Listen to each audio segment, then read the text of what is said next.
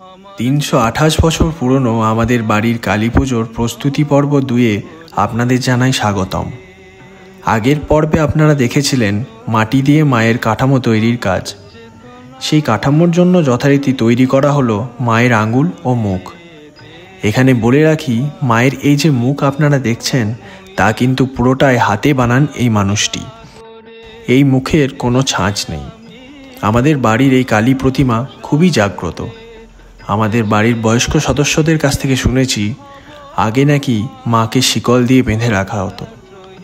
এখনও পর্যন্ত প্রতি বছর মায়ের পুজোয় ছাগল বলি দেওয়া হয়। মূর্তি বানানোর সাথে সাথেই চলল মন্দির সংস্কারের কাজ।